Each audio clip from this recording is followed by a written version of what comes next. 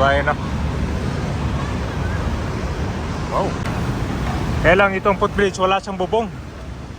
Saka gawa siya sa ito parang steel. Ano?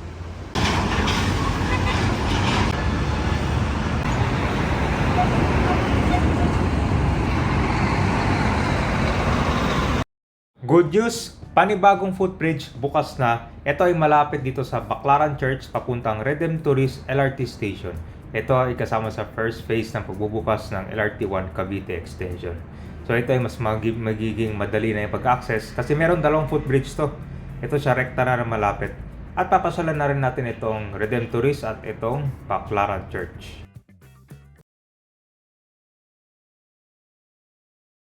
Alright, nandito na tayo ngayon sa EDSA Corner TAF. So ito po yung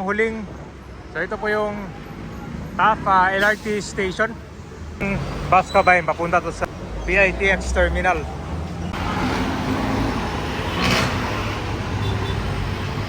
Mas magandang alternative na sakayan itong EDSA Bus Carousel, no? Para pag ganitong oras na rush hour, para mas mabilis ang biyahe. Yung sitwasyon ngayon ng footbridge.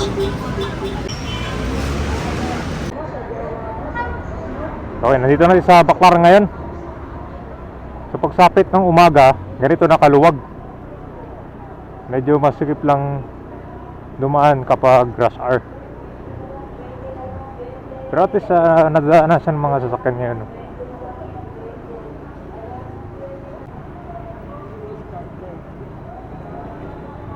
Yung pag gusto nyong bumili ng pang Christmas, usually mga dito sa kalsada lang, mga damit. Magkano ba isa dito? Mga 150, 120. Sakto-sakto, pwede pang regalo. Siguro kapag dumaan ka lang dito sa Baclaran, naka-shopping ka na, di ba? Dito sa kalsada lang. Dito yung entrance. Hindi ko na din makita yung kan eh. Yan. So sasakay tayo ulit ng LRT1.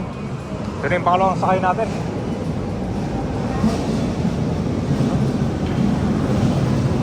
Ang bilis ng interval dito, ilang minutes lang merong sakayan ulit.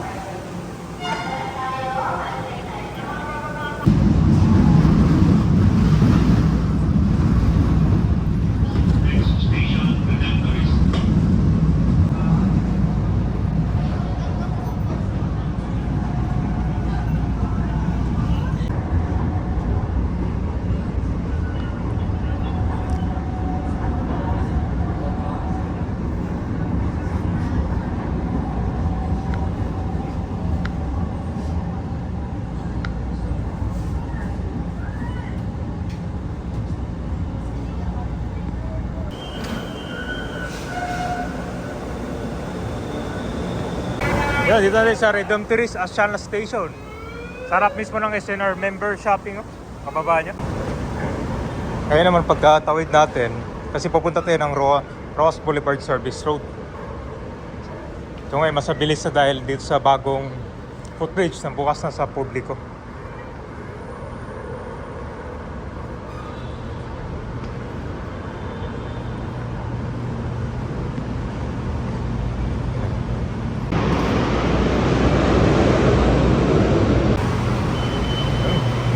Ito, bukas na siya, oh. Okay, tatawid ngayon.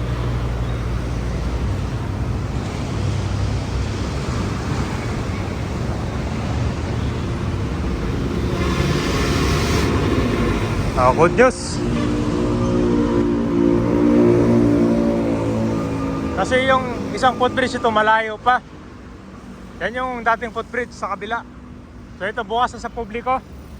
Pag pupunta kayo ng Baclaran Church, mas malapit na. So ito mga bus, Tagaytay, Alfonso. Meron ding taxi na dumadaan dito. Kaya lang itong footbridge wala siyang bubong. Saka gawa siya ng steel. Ano?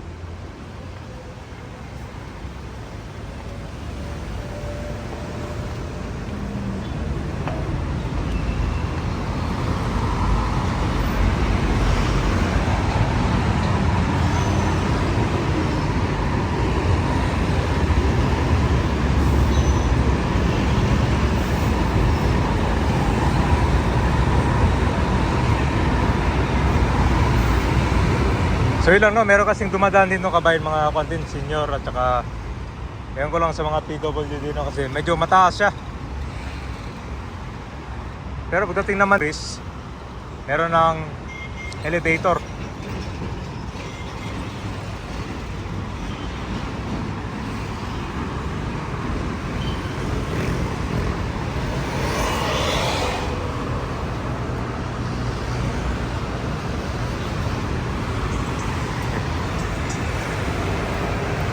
Malapit sa Manginasal ang pagbaba nyo. Tapos dito Baclaran Church. Pagbaba nyo naman may sakayan na ulit jeep dito.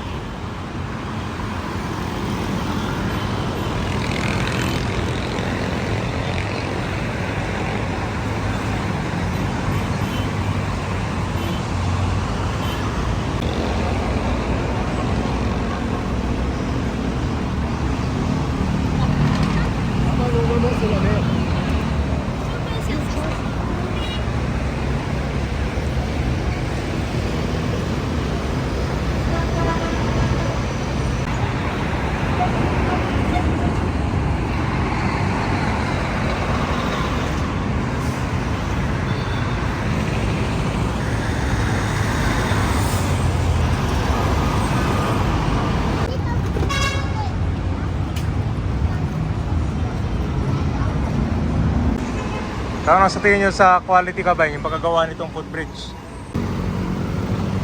Matindi pala yung traffic. Kaya pansin mo dito, service road, maraming mga e-trikes. Pwede kayong sumakay dito para mas mabilis makarating dun sa malapit sa TAF. Sa pasyalan natin itong Baclaran Church eh.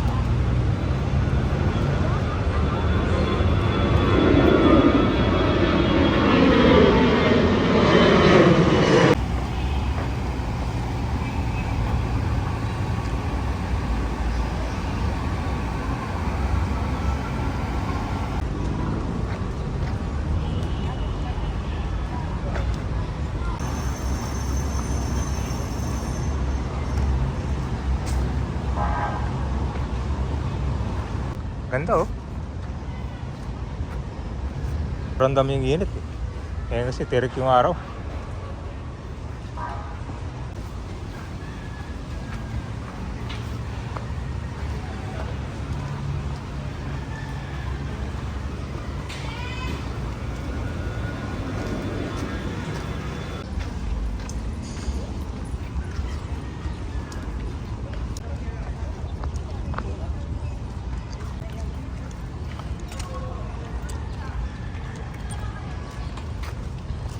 Kung kukumpara dun sa ilalim ng LRT TAF, medyo masikip.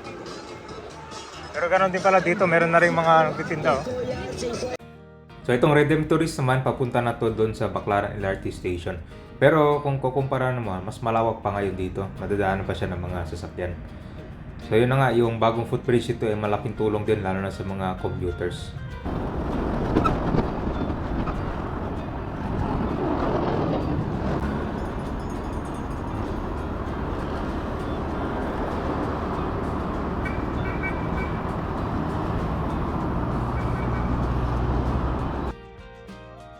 Pagkababaan nyo dito sa LRT Redemptorist Station, ito na po yung Bradco Avenue. So walking distance siya pag gusto nyo mag-shopping dito sa may SNR. At ito ay part na rin ng Asiana City. Kaya tinatawag Redemptorist Asiana Station.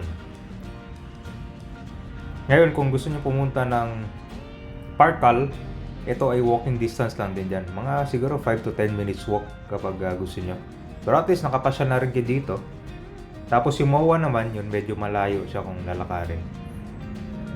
Maganda rin na itong SNR, no? Napakalawak ng parkingan dito. Hindi mahirapan.